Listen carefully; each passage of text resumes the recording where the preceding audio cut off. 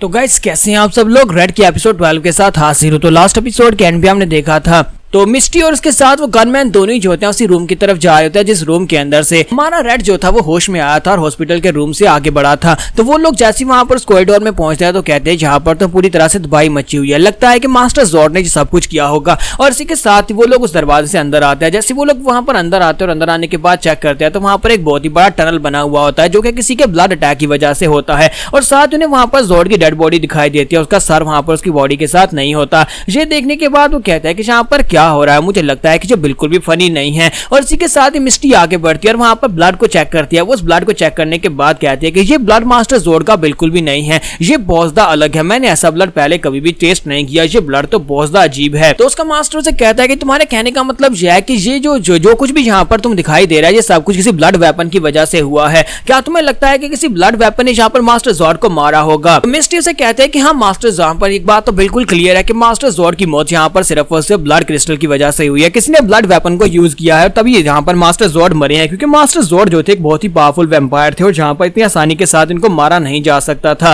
तो ये सुनने के बाद गनमैन जो था बहुत ज्यादा हैरान होता है और कहता है कि क्या किसी ने यहाँ पर ब्लड वेपन को यूज किया, लेकिन कोई यहाँ पर इतना पावरफुल कैसे हो सकता है कि जो ब्लड वेपन को मैनिफेस्ट कर सकता हो और ब्लड वेपन के साथ यहाँ पर हमारे मास्टर जॉर्ड को मार सकता हो। जॉर्ड जो था ये एक इमॉर्टल था, इसके पास ऐसी बॉडी थी जो कि यहाँ पर अपने आप को दोबारा से रिपेयर कर सकता था, दोबारा से रिकवर करवा सकता था, लेकिन ये भी यहाँ पर मर गया। और वो इस बात से काफी ज्यादा खुश होता है और कहता है कि ये बहुत ज्यादा इंटरेस्टिंग बात है। फिर साथ ही वो मिस्टी से कहता है कि मुझे बताओ ब्लड क्रिस्टल कहां पर है? तो वो कहती है ब्लड क्रिस्टल अभी तक यहीं पर है, मुझे जहां पर उसकी स्मेल आ रही है वो यहीं पर इसी हॉस्पिटल के अंदर ही है, लेकिन वो यहां पर से दूसरी तरफ कॉरिडोर में है, हमें वहां पर जाना होगा। तो गनमैन उसकी बात सुनते ही एक्साइटेड हो जाता है और कहता है कि मुझे तो लगा था कि ये मिशन बहुत ज्यादा बोरिंग होने वाला है, लेकिन अब मुझे लगता है कि बहुत ही एक्साइटिंग होने वाला है, मुझे बहुत ज्यादा मजा आएगा, मुझे वो ब्लड वेपन और साथ में वो ब्लड क्रिस्टल दोनों चाहिए। और इसी के साथ वो मिस्टी से कहता है कि चलो जल्दी चलो, हमें यहाँ पर से जाना है और जाकर हमें फाइट करनी है। तुम इस बात से एक्साइटेड नहीं हो कि हमें यहाँ पर जाकर फाइट करने का मौका मिलेगा? मिस्टी उसे कहती है कि हाँ मास्टर मैं भी बहुत ज्यादा एक्साइटेड हूँ।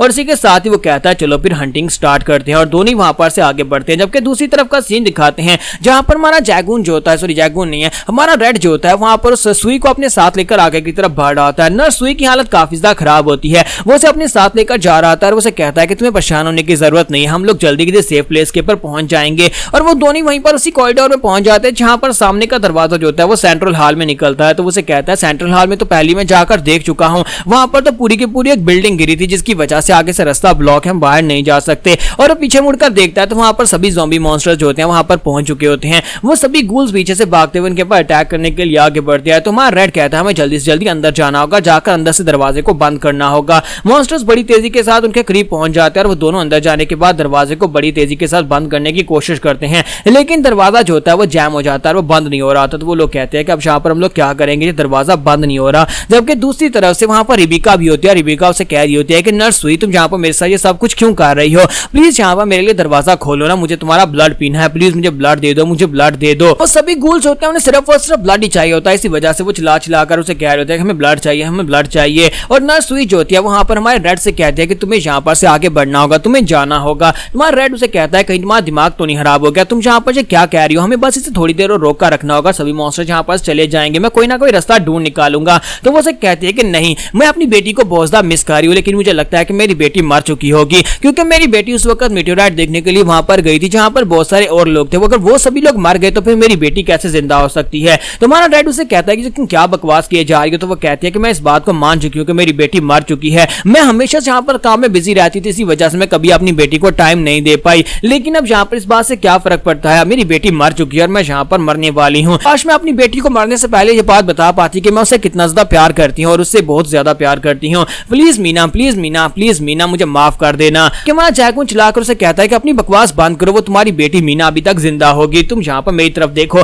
हमें यहाँ पर से बाहर जाना होगा, हम दोनों यहाँ पर से निकल कर जा सकते हैं। तुम अपनी बेटी से खुद जाकर ये बातें कह सकते हो, तुम उसे जाकर कह सकते हो कि तुम उसे कितना ज्यादा प्यार करती हो। और इसी के साथ ही रेड जब उसे कहता है कि तुम यहाँ पर ये बातें उसे खुद कह सकते हो, वो उसे कहती है कि नहीं प्लीज मुझे माफ करना, पर मुझे लगता है कि मैं ये सब कुछ उसे खुद नहीं कह पाऊंगी। तुम वाकई में एक बहुत ही अच्छे इंसान हो, उम्मीद करता हूं कि तुम जाकर अपनी गर्लफ्रेंड को ढूंढ लो, क्योंकि तुम्हारी गर्लफ्रेंड भी वहीं पर थी, उसी जगह के ऊपर जहां पर मीटेओराइट गिरा था। काश तुम्हारी गर्लफ्रेंड तुम्हें मिल जाए और वो जिंदा हो, लेकिन प्लीज माफ करना, पर मैं यहाँ पर नहीं रुक सकती। और इसी के साथ ही वो जल्दी से दरवाजा खोलती है और कहती है जरा मेरी तरफ देखो, मुझे उस लड़की रेबिका ने काटा था, जिसकी वजह से मेरी बॉडी भी जहां पर घूल बनती जा रही है और बहुत ही जल्दी मैं भी तुम्हारे लिए खतरा बन जाऊंगी और मैं यहाँ पर तुम्हारे साथ नहीं रुक सकती। मैं यहाँ पर कम से कम इनको रोक कर रख सकती हूँ ताकि तुम यहाँ पर से निकल जाओ। और वो से कहती है कि यहाँ पर सीधा बेसमेंट में चले जाना, बेसमेंट में वहां पर नीचे एक रास्ता जाता है जहां पर से तुम अंडरग्राउंड टनल में चले जाओगे और सीवरेज के रास्ते यहाँ पर से निकल कर जा सकते हो। और साथ ही वो दरवाजा बंद करके दूसरी तरफ निकल जाती है और इसी के साथ जब वो दूसरी तरफ निकलती है वो दरवाजा ऑटोमेटिकली बंद हो जाता है। दूसरी तरफ गिरने के साथ ही वो सभी मॉन्स्टर्स जो घुस जो होते हैं उसके ऊपर अटैक करते हैं और उसका ब्लड पीना शुरू कर देते हैं।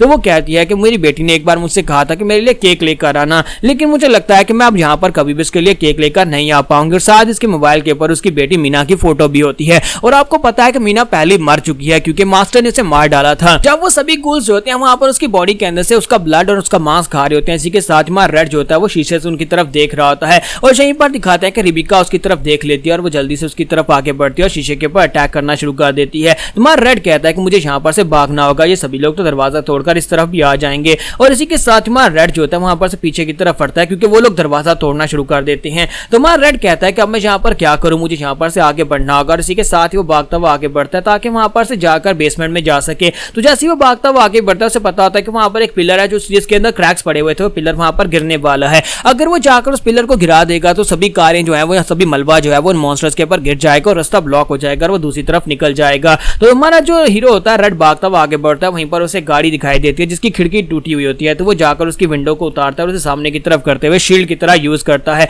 तो सभी गूल्स जब उसके साथ टकराते हैं तो उड़ता हुआ पीछे जाकर पिलर के साथ टकराता है। तो एक गाड़ी के ऊपर होता है और गाड़ी के ऊपर ही वहां पर पिलर के साथ वो टकराया हुआ होता है जिसकी वजह से पिलर पूरा हिल रहा होता है और नीचे बहुत सारे गूल्स होते हैं जो कि उसकी तरफ आगे लपक रहे होते हैं ताकि उसके ऊपर अटैक कर सकें। लेकिन वो गाड़ी की विंडो को सामने करते हुए सभी को वहां पर ब्लॉक कर रहा होता है। तुम्हारा रेड कहता है कि मैं यहाँ पर मर नहीं सकता, लेकिन मैं यहाँ पर सोचता भाग भी नहीं सकता क्योंकि यहाँ पर और रास्ता नहीं है। फिर साथ ही वो कहता है कि मैं यहाँ पर हार कैसे मान सकता हूँ, मुझे भी जाकर जीन को ढूंढना है, जीन अभी जिंदा होगी और मेरा इंतजार कर रही होगी। फिर साथ ही वो पिलर के ऊपर अपने सर से मारना शुरू कर देता है। वो जैसे पिलर के ऊपर एक टक्कर मारता है उसके अंदर क्रैक्स पड़ते हैं। फिर साथ ही वहां पर वो दूसरी टक्कर मारता है जबकि सुई उसे रेबेका उसे कहती है कि तुम यहाँ पर अपने खून को जाया क्यों कर रहे हो, हमें अपना खून पीने दो। इस तरह उसके ऊपर पिलर के ऊपर टकरे मारकर अपना खून जाया मत करो। लेकिन मां रेड कहता है कि अपनी बकवास बंद करो, तुम्हें क्या लगता है कि तुम इतनी आसानी से मुझे मार सकती हो, मुझे जिंदा रहना है, मुझे यहाँ पर मरना नहीं। और इसी के साथ वो फिर से वहां पर टक्कर मारता है जिसकी वजह से ऊपर की गाड़ियां जो होती हैं वो हिलना शुरू हो जाती हैं और पूरे का पूरा पिलर जो होता है उसके अंदर बहुत सारे क्रैक्स पड़ जाते हैं।